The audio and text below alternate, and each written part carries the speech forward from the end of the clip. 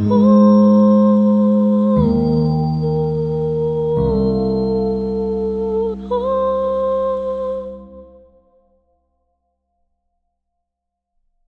we have a very distinguished person over here on the stage who has taken the trouble to come here. So I'll just read out his bio and let's listen to him, and then we can go forward because I don't want him to be unnecessarily tired out. So Bhagwati Lal Rajpurohit ji, he was born on 2nd November 1943 in village Chandodia, district Dhar, Madhya Pradesh. He was brought up in a traditional environment with continuous creative writing and research in various genres, including Sanskrit, Hindi, ancient history, folk literature, as well as poetry, drama, novels. His interest kept getting wider. The confluence of new and ancient can be seen and tested in his creations. In this way, he has made his mark in different fields.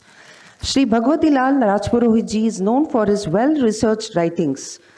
He has been continuously writing on subjects related to literature and culture in Sanskrit, Hindi, and Malvi.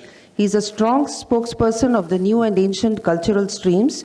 He has worked as director Vikramaditya Shodh Peeth, Ujjain, for 10 years. That is the organization which is one of the collaborators for this conference. And he has been a professor at Sandipani Ashram, Ujjain, on Hindi, Sanskrit, and ancient history for 38 years.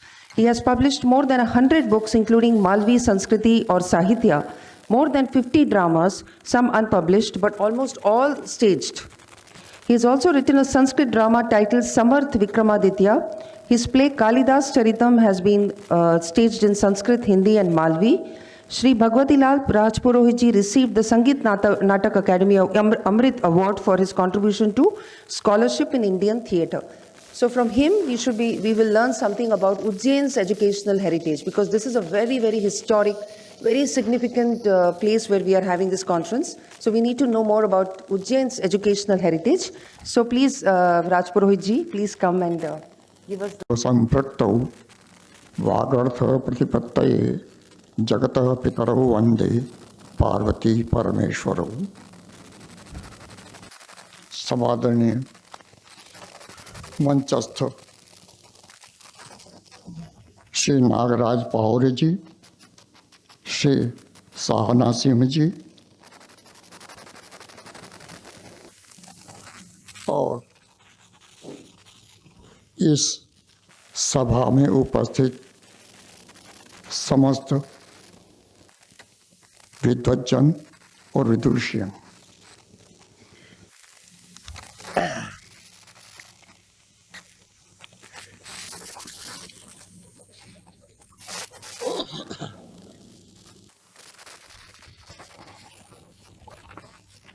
सर्वप्रथम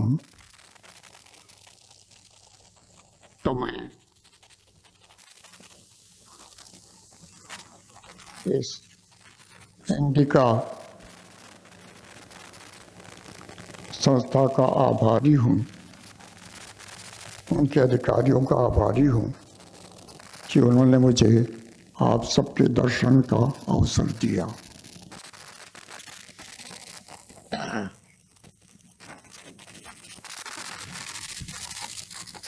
तीर्थ और शिक्षा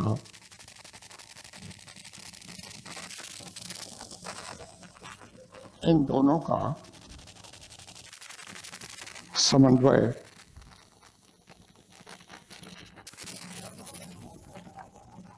और कार्यक्रम उज्जैनी में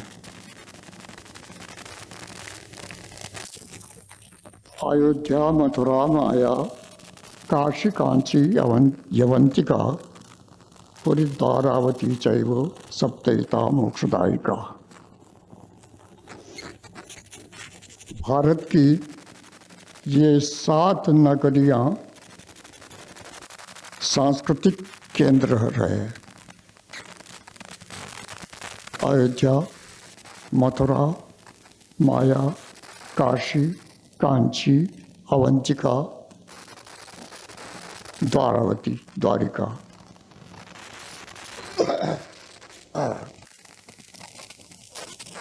उनमें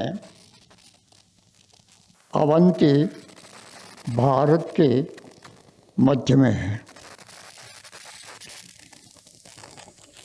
और मध्य में होने के कारण उसमें कितनी देर है?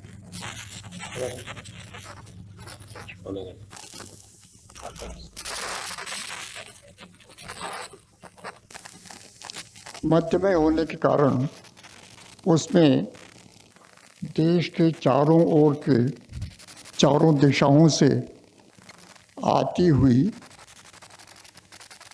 विभिन्न विशेषताओं का समाहार है।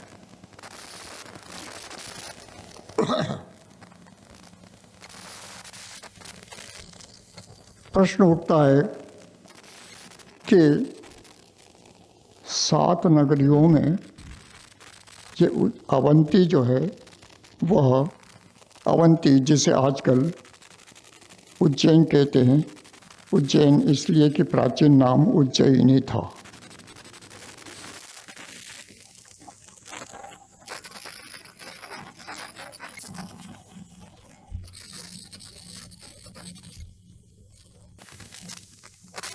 उज्जैनी एक तीर्थ स्थान है।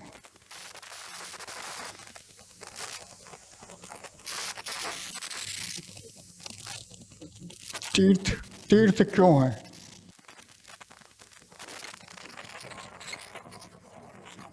इसका उत्तर हमारे पुराण देते हैं।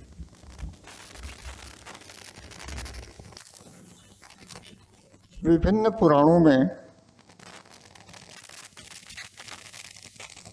उज्जैन का विभिन्न प्रकार से वर्णन है और स्कंद पुराण में तो एक अवंती खंड ही है अलग से। उसके 2 भाग हैं। एक में तो अवंती के विभिन्न धार्मिक स्थानों का, धार्मिक और सांस्कृतिक स्थानों का वर्णन है और दूसरे खंड में उज्जैन में विद्यमान जो 84 महादेव हैं जिनकी यात्रा की जाती है उनकी कथाएं हैं।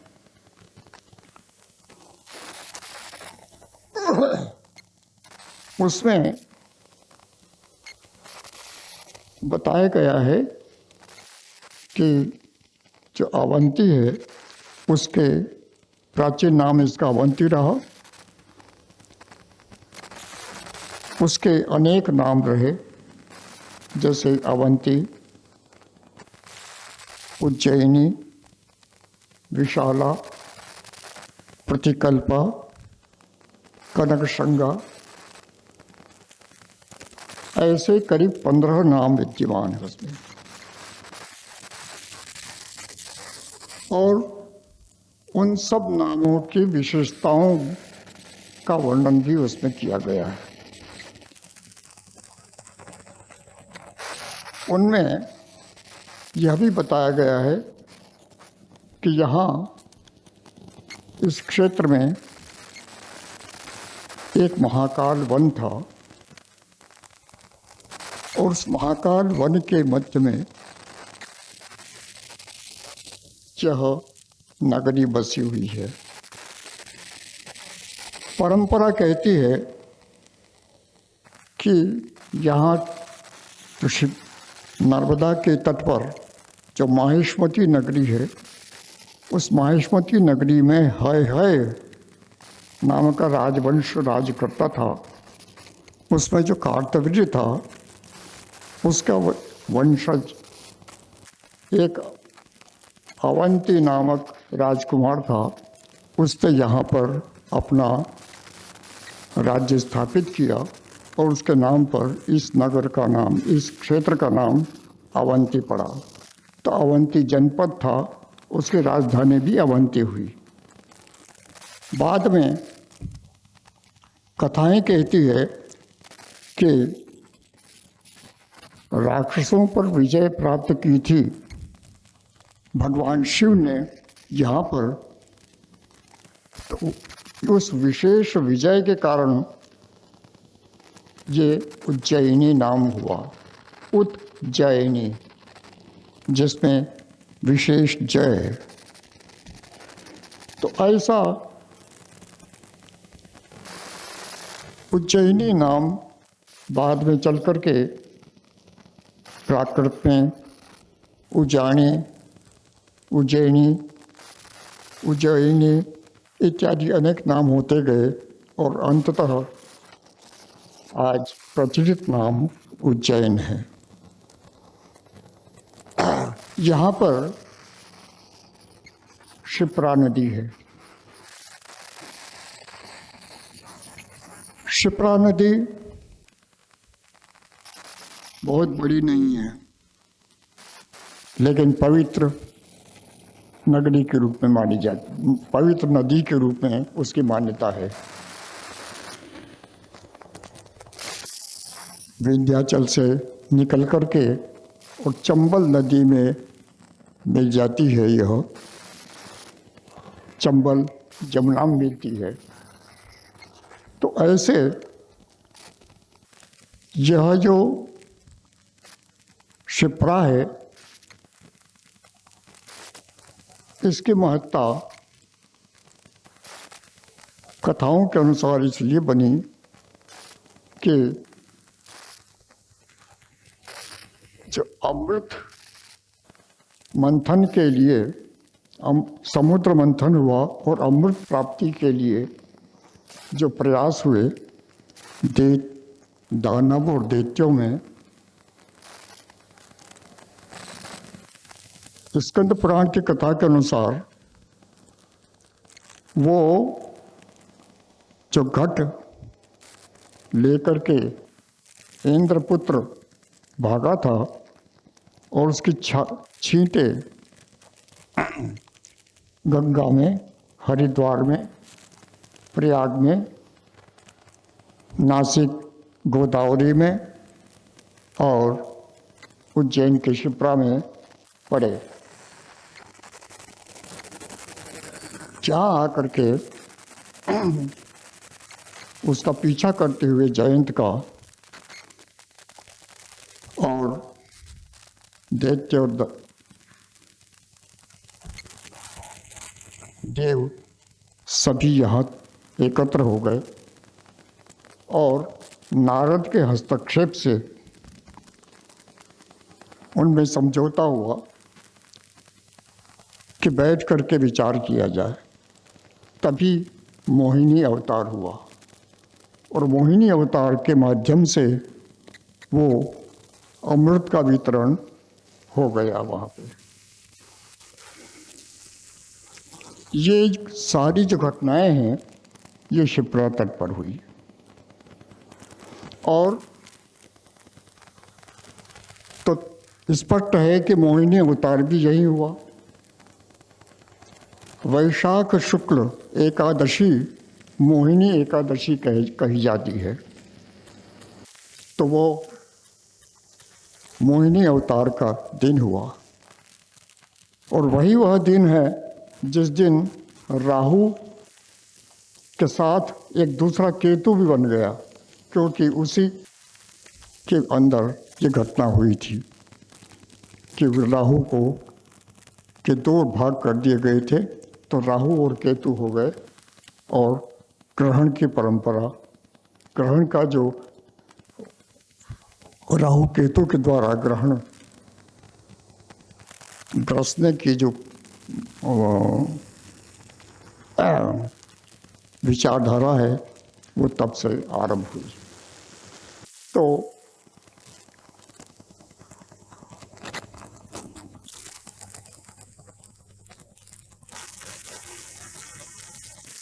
स्पष्ट है उसी याद में, उसी स्मृति में देश के जो 4 कुंभ होते हैं देश में, हरिद्वार, प्रयाग, नासिक और उज्जैन, उन 4 में से एक जो कुंभ है जिसे यहाँ पर सिंहस्थ कहा जाता है,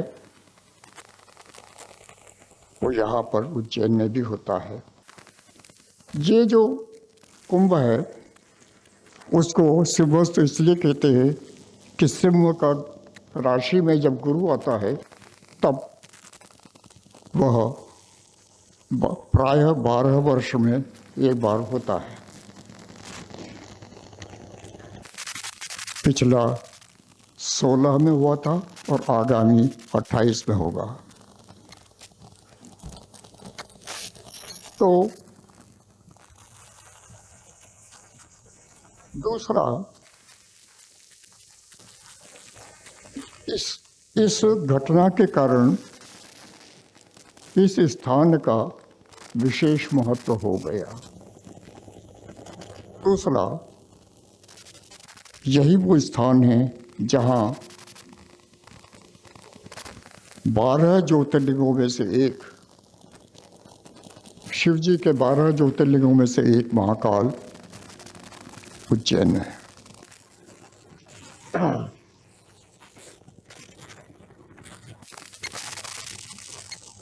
महाकाल की कई कथाएं प्राप्त होती है, लेकिन जो पारंपरिक कथा है तदनुसार श्री कृष्ण के पालक जो बाबा नंद थे, उन नंद से 8 पीढ़ी पहले किसी गोप कुमार और उसकी माता के समय कोई राजा यहाँ पर राज्य करता था और उस समय महाकाल की प्रथम स्थापना यहाँ पर हुई थी। उसके बाद में उसका धीरे धीरे स्थान का विकास विस्तार होता गया और आज भी हो रहा है।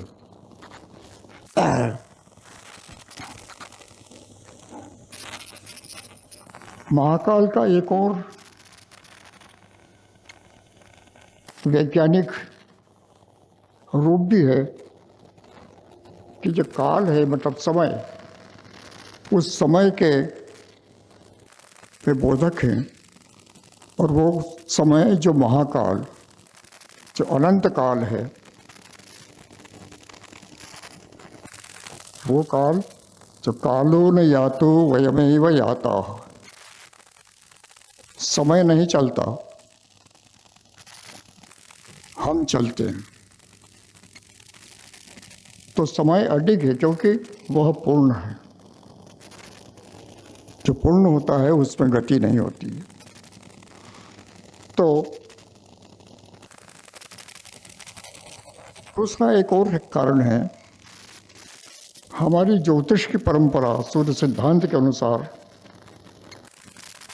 जो भूमध्य रेखा थी वो दक्षिण से उत्तर की ओर जाती थी। आज दूसरा है, पूर्व पश्चिम हमारी मान्यता है। उस समय ज्योतिष के हिसाब से, और वो रेखा लंका से आरंभ होती थी, लंका, उज्जैनी, कुरुक्षेत्र कर से होकर के और मेरू तक जाती थी। ये दो, मेरू और लंका, इनके बीच में उज्जैन। तो इस उज्जैन से जो ये रेखा गई है दक्षिण से उत्तर, उसको यहाँ पर पूरब से पश्चिम वाली जो कर्क रेखा है, वो रेखा यहाँ क्रॉस करती है, तो दोनों मिल जाती है। इस अनोखी स्थिति के कारण यह काल गणना का एक महत्वपूर्ण केंद्र रहा है। इसलिए प्राचीन काल में जो स्टैंडर्ड टाइम है, जो आजकल ग्रीनविच माना जाता है, वो स्टैंडर्ड टाइम उज्जैन का माना जाता था, क्योंकि समय का की गणना यहाँ से होती थी। तो और इसलिए जो अरब में अजीन शब्द है, अजीन शब्द का मतलब होता है भूमध्य, और अजीन उज्जैन का बोधक भी है। तो ये एनसाइक्लोपीडिया ब्रिटेनिका के वॉल्यूम 14 में लिखा है। तो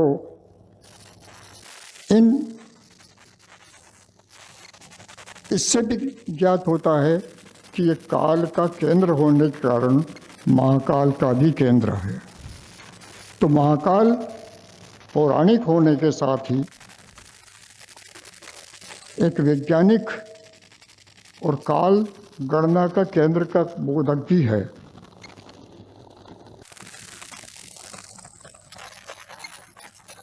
ये जो महाकाल है, इनकी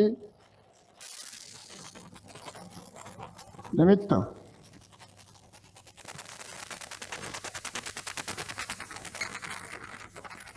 यहाँ पर कहते हैं कि श्री कृष्ण ने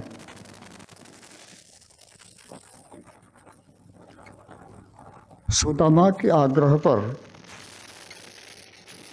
महाकाल सहस्त्रनाम का प्रवचन किया था और पूजा की थी। तो ये शैव और वैष्णव दोनों धाराओं का मिलन हो गया। श्री कृष्ण उज्जैन में सांदीपनी के आश्रम में शिक्षा प्राप्त करने के लिए मथुरा से उज्जैन आए थे और यहाँ पर उन्होंने 64 दिन में 14 विद्या और 64 कलाओं का ज्ञान प्राप्त कर लिया था। ये एक बहुत अनोखी बात है। तो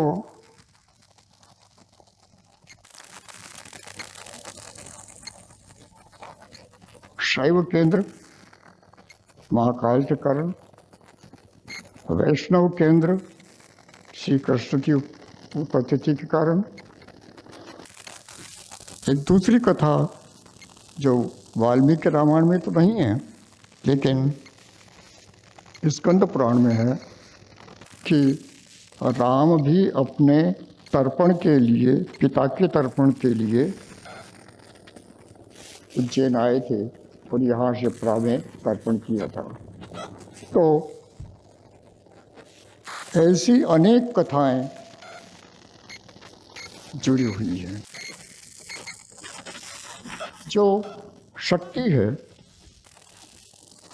शिव और शक्ति, शक्ति के एक कवन पीठ है पूरे देश में। उन 51 पीठों में से एक पीठ उज्जैन में भी था और वो आज यहाँ हरसिद्धि देवी के रूप में मान्य है।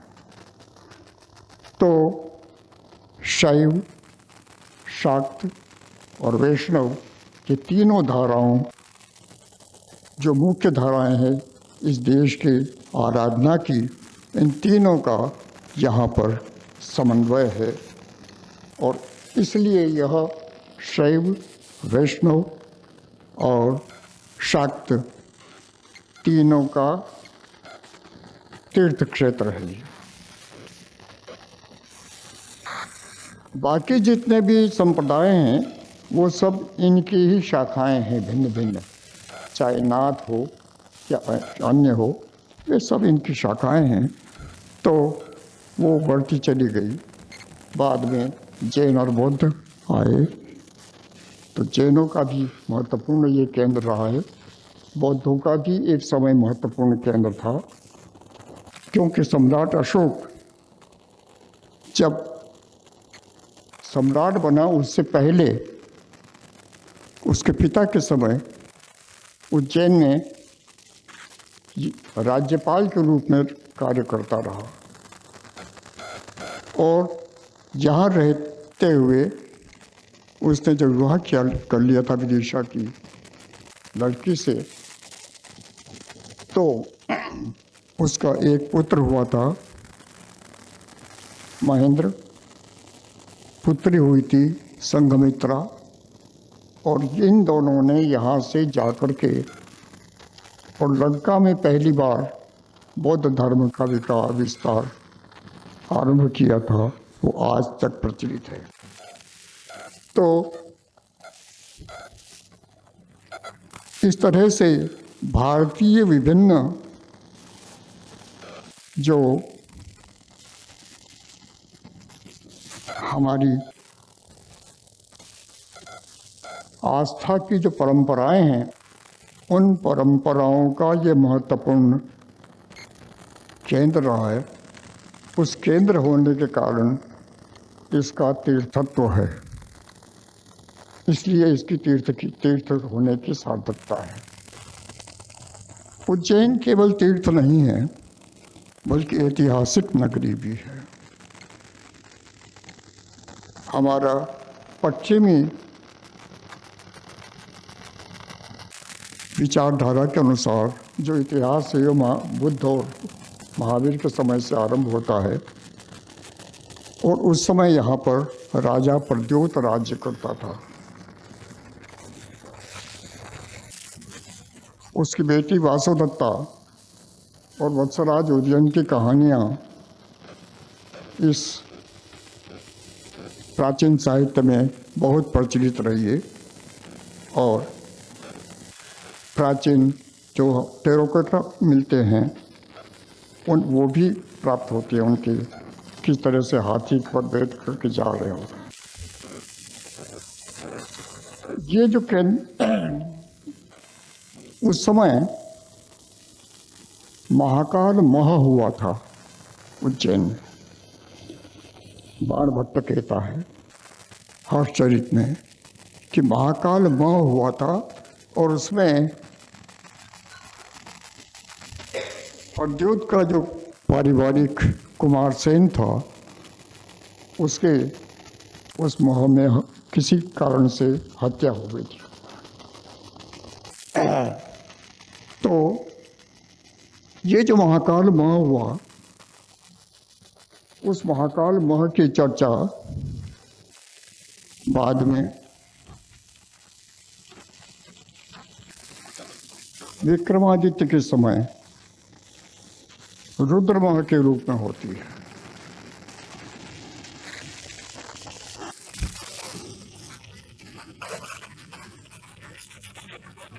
तदनुसार कुछ सिक्के प्राप्त हुए हैं। विक्रमादित्य के सिक्के, सील, शिलालेख इत्यादि प्राप्त हुए हैं। उनके ऊपर लिखा हुआ है, सील्स के ऊपर विक्रम रुदस मह, प्राकृत भाषा में लिखा है। विक्रम रुदस मह मतलब विक्रम के द्वारा जो रुद्र मोह किया गया। मोह मतलब महोत्सव। तो इस तरह के दो प्राप्त होते हैं, और एक शिलालेख में भी लिखा हुआ है। तो इस तरह से हमारा जो शिव पुराण है, उसके अनुसार जब शिव जी की शिवलिंग के रूप में पूजा की जाती है, तो वही रुद्र कहलाता है। उज्जैन में महाकाल की पूजा सर्वप्रचलित है, और उनकी रुद्र के रूप में, रुद्र रूप में भी पूजा होती रही। और सब जानते हैं कि शायद उसी स्मृति में जो एक तालाब खुदवाया गया था, तालाब खुदवाया गया था, उसका नाम रुद्र सागर है, जिस रुद्र सागर के किनारे बैठ कर के हम ये चर्चा कर रहे हैं। तो रुद्र सागर के इस किनारे हम बैठे हैं, उस किनारे शिव जी महाकाल का मंदिर है। तो यही एक परंपरा है हमारी यहाँ पे। ये जो सागर है, ये सागर सप्त सागर है, 7 सागर है उज्जैन में प्रसिद्ध, और उनकी यात्रा की जाती है। उनमें रुद्र सागर, पुष्कर सागर, क्षीर सागर, गोवर्धन सागर, पुरुषोत्तम सागर, विष्णु सागर और रत्नाकर सागर, ये 7 सागर हैं, इनकी यात्रा की जाती है। 84 महादेव जिनकी चर्चा रुद्र उसमें स्कंद पुराण में है, उनकी यात्रा भी की जाती है। साथ ही जो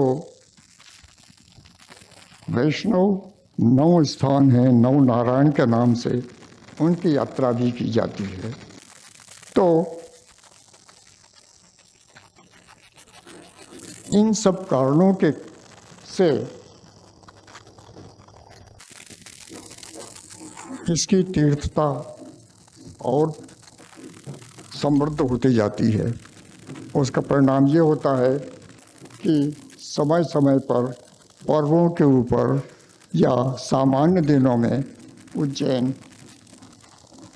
तीर्थ यात्रियों और अन्य यात्रियों का केंद्र बन जाता है। इसी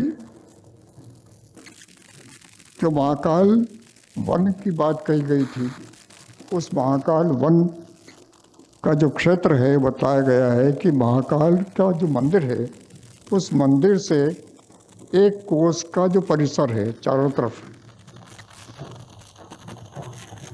वह करीब 3 किलोमीटर का परिसर पूरा जो है महाकाल वन था।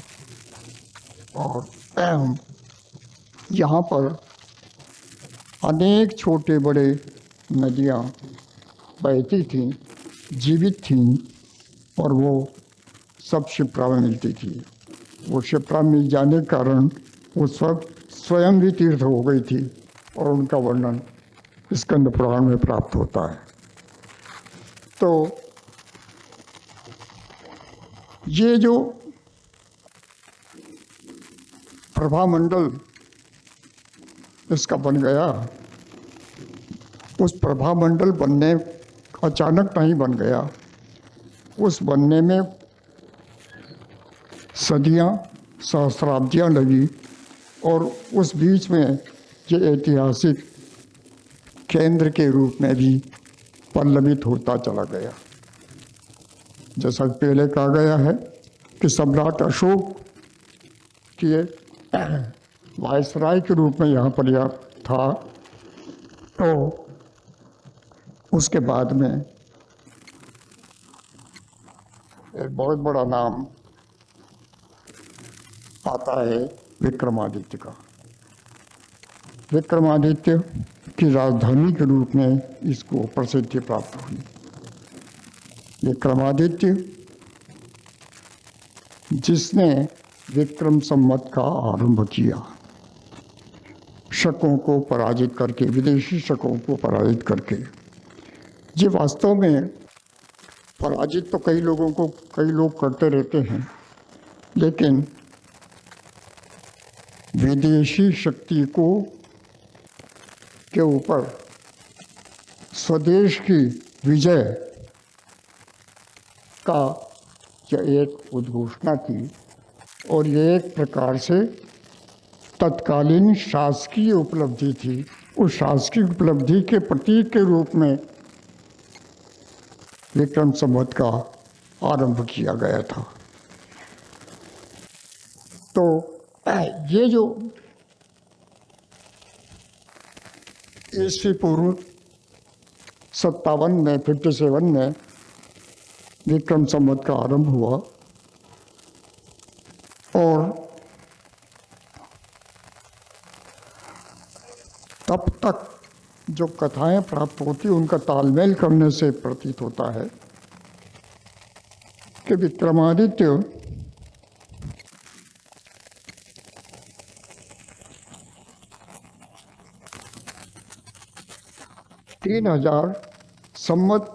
कली संवत 3000 में विक्रमादित्य का जन्म हुआ। दूसरे स्थान पर लिखा हुआ है 3000 और 24 में 3000 और 20 में कलि संवत में विक्रमादित्य ने राज्य प्राप्त किया, मतलब 20 वर्ष की अवस्था में। जो 3000 होता है वो ईस्वी पूर्व 101, ईस्वी पूर्व 101, ये 3000 कलि संवत का समय होता है। और राज्य प्राप्ति का समय होता है 82 यानी 82 BC में राज्य प्राप्ति। एक परंपरा कहती है कि 100 वर्ष तक उसने राज्य किया। तो आयु कितनी हुई? 120 वर्ष। हमारी जो कुंडली बनती है आज भी विंशोत्तरी, वो 120 वर्ष की बनती है पूरी कुंडली। पूरी कुंडली को उसने जी लिया। एक गुजराती परंपरा कहती है, विक्रम स्मृति ग्रंथ में लिखा हो कि उसका जीवन काल 135 वर्ष 7 मास 10 दिन और 15 घटी था। तो ये जो विभिन्न बातें हैं, उनमें से हम एक सीधा सा अर्थ निकाल सकते हैं कि उसने दीर्घ काल तक जीवन काल रहा उसका, और दीर्घ काल तक उसने शासन किया। एक मध्यम मार्ग है। तो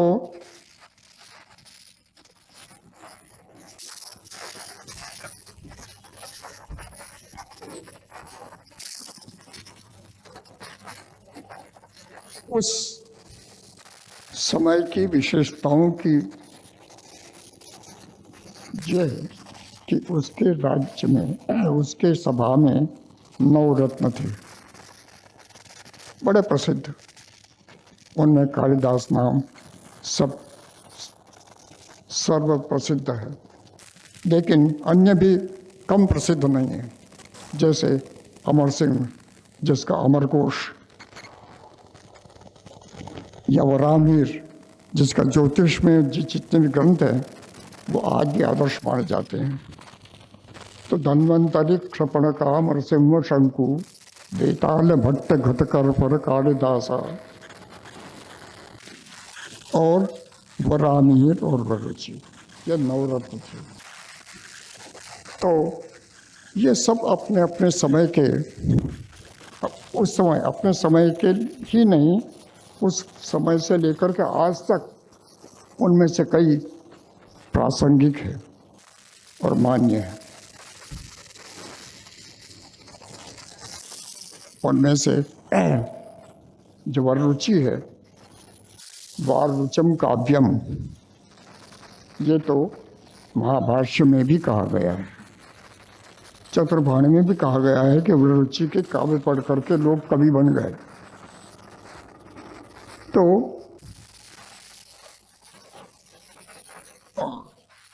जो बेताल है वो तो बड़ा बेताल ही है, जो उसके नाम पर जो बेताल पंचविंशति प्रसिद्ध है। तो इस तरह से बेताल पंचविंशति और द्वा सिंहासन द्वातंशिका, ये 2 किताबें ऐसी है जो विक्रमादित्य संबंधी है और भारत के बाहर भी पहचानी जाती है।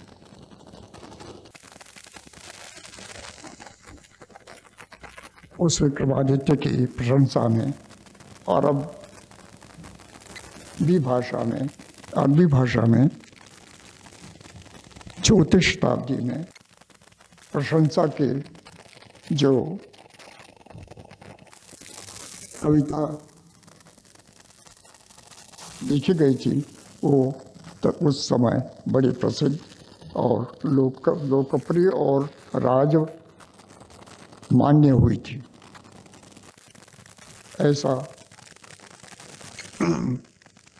ऐसी वो कविता भी पूरी प्राप्त होती है और कहते हैं कि वह कुस्तुनतुनिया के लाइब्रेरी में उसके हस्तलिखित प्रति विद्यमान है।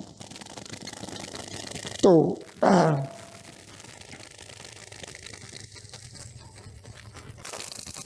ऐसे विभिन्न बातों के साथ में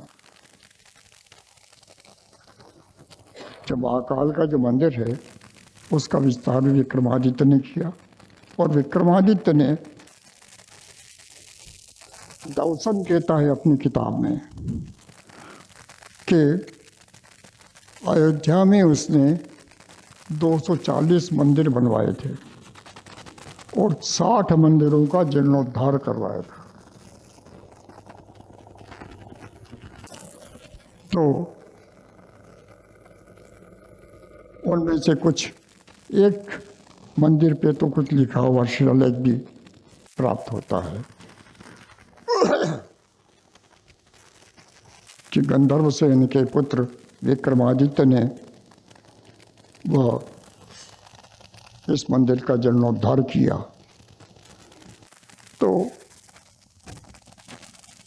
और यही नहीं, नाकोड़ा जैन मंदिर जो प्रसिद्ध है वहाँ की परंपरा कहती है जैनों की कि इस मंदिर के जीर्णोद्धार में भी विक्रमादित्य का सहयोग था।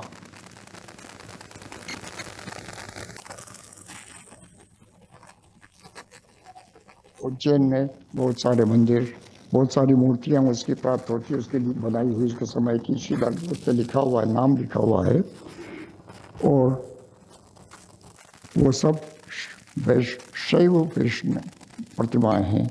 शिव जी के अनेक अनेक रूप, गणेश की प्रतिमाएं हैं। तो ये सब उनके मंदिर भी निश्चित ही यहाँ बनाए गए होंगे। उसी समय का कहानियों के अनुसार विक्रमादित्य का एक बड़ा भाई था भर्तृहरि, बड़ा प्रसिद्ध नाम है, योगी भर्तृहरि। योगी, राजा, कवि और दार्शनिक, ये 4 रूप हैं उसके। उस भर्तृहरि ने राज्य त्याग करके जब योग ग्रहण कर लिया तो वो स्थान जहाँ पर एक भर्तृहरि गुफा नाम का स्थान शिप्रा तट पर विद्यमान है, तो वो स्थान बताया जाता है। तो भारतीय सांस्कृतिक परंपरा की जो सर्वोत्तम 3 लोग हैं, राजाओं में सर्वोत्तम विक्रमादित्य, कवियों में सर्वोत्तम कालिदास और दार्शनिक योगियों में भर्तृहरि, ये तीनों नाम उज्जैन से जुड़े हुए हैं।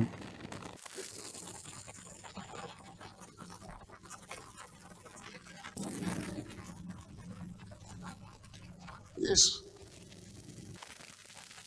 परंपरा में हर्ष के समय बाणभट्ट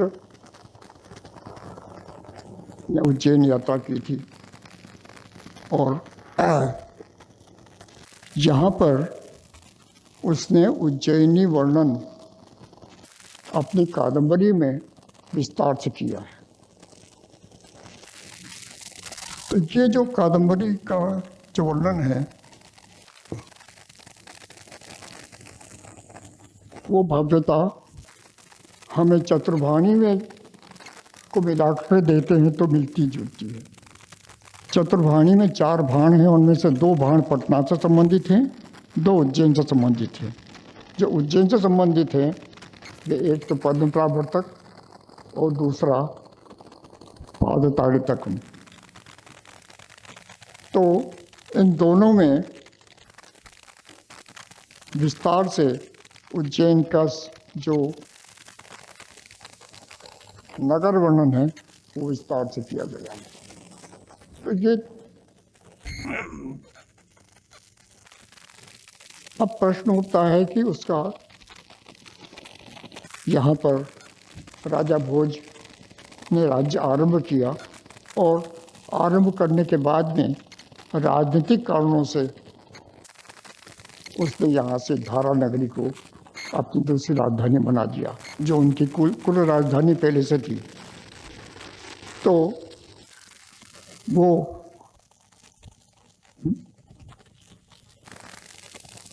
राजा भोज, जिसके बारे में कहा जाता है कि उसने 84 ग्रंथ लिखे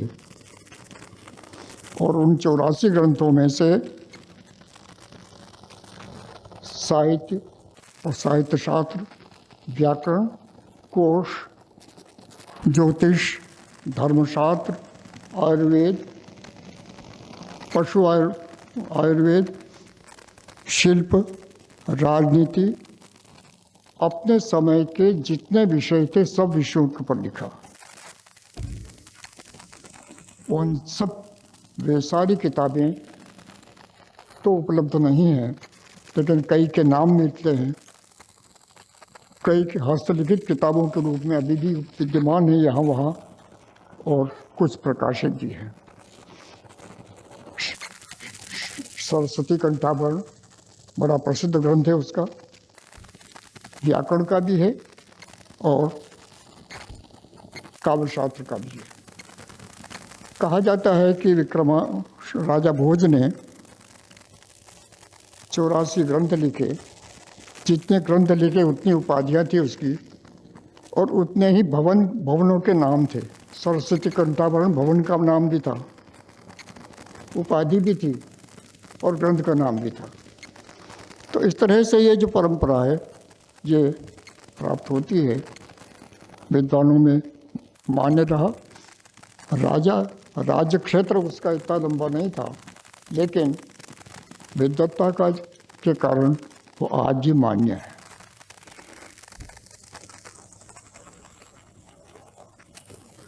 उसने महाकाल के मंदिर का भी जीर्णोद्धार और विस्तार किया था। विक्रमादित्य ने जो किया था उसके ऊपर तो कालिदास इतना अभिभूत हुआ कि मेघदूत ने उसका विस्तार से वर्णन कर दिया है।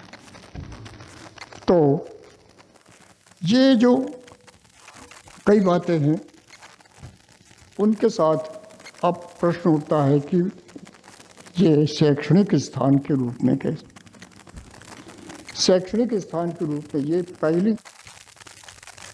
पहला उल्लेख तो हमें जो पहला कहा गया है कि सांदीपनी के आश्रम में श्री कृष्ण को शिक्षा प्राप्त हुई। तो हमारी ज्ञात परंपरा में इतिहास से पहले पौराणिक काल में यदि कोई एक प्रसिद्ध शैक्षणिक केंद्र था तो वो उज्जैन था, सांदीपनी का आश्रम। तो जो सांदीपनी थे वो काशी से आकर के उज्जैन में आकर के बस गए थे और यहाँ कृष्ण को विद्या प्राप्त की। 64 कला, 14 विद्याएं प्रसिद्ध है। 14 विद्या तो कि 4 वेद, वेदांग, धर्मशास्त्र, न्याय। तो लेकिन 64 कलाएं, जो 64 कलाएं हैं उनके जो नाम हैं वो पुराण में तो नहीं मिलते, लेकिन टीकाओं में मिलते हैं।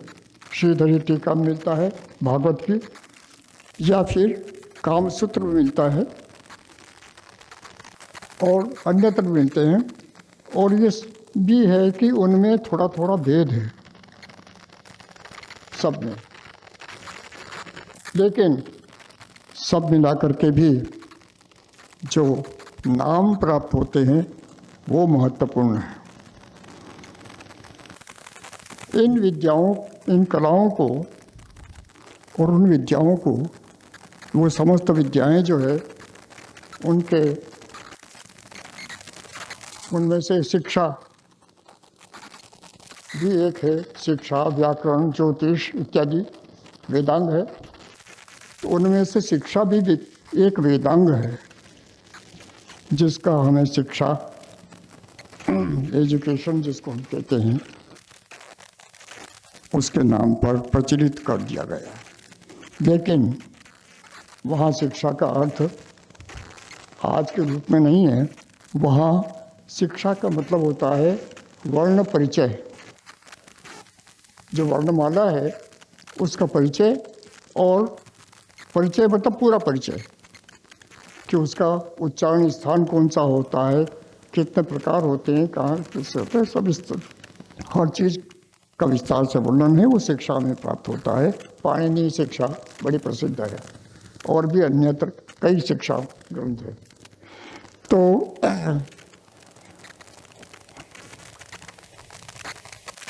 ये जो 64 कलाएं हैं, उनमें हम देखेंगे कई नाम ऐसे हैं, कुछ नाम ऐसे हैं कि वो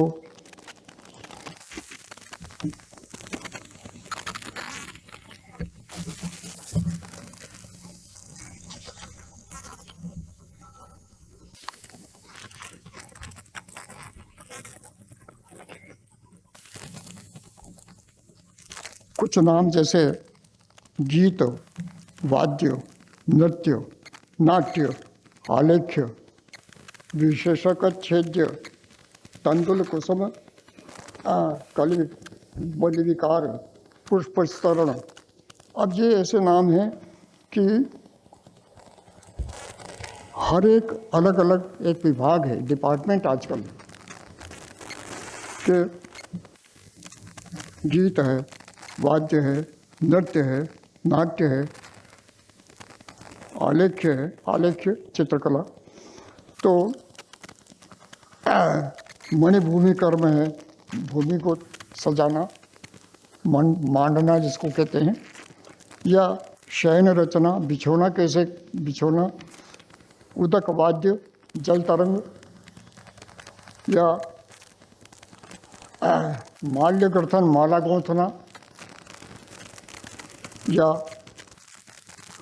नेपथ्य योग, यानी किस तरह से सजाना, सजावट करना, कपड़े कैसे पहनना, नेपथ्य। कर्णपत्र भंग, गंध मुक्ति, गंध युक्ति, यानी गंध कितने प्रकार की होती है। वराहमिहिर कहता है करीब 20,000 से ज़्यादा जो है प्रकार के गंध होते हैं, तो उनका वर्णन। तो आजकल भी ये सारे डिपार्टमेंट अलग अलग हैं, और व्यवसाय के बहुत बड़े माध्यम है ये। आजकल एक एक डिपार्टमेंट, एक एक जो है वो सब व्यावसायिक है ये।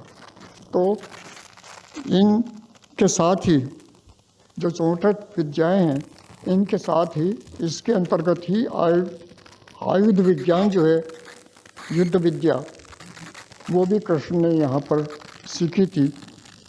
जानते तो पहले भी थे, बहुत कर चुके थे कर्तव्य वो, लेकिन एक विधिवत जो शास्त्रीय ज्ञान है वो यहाँ पर प्राप्त हुआ था। तो आज भी हम देखते हैं कि आयुध विज्ञान में बहुत सारे उस समय जो आयुध थे, जैसे चक्र, आजकल हमारे खेलों में चक्रा फेंकते हैं, भाला फेंकते हैं, उछलना, कूदना, दौड़ना, ये सब हमारी आजकल की जो खेल विद्या है, उस खेल विद्या के अंग बन गए। और अलग अलग डिपार्टमेंट, अलग अलग विशेषज्ञ होता है उसका अलग, उसमें वो सब एकत्र वहाँ पर सिखा दिए जाते थे। तो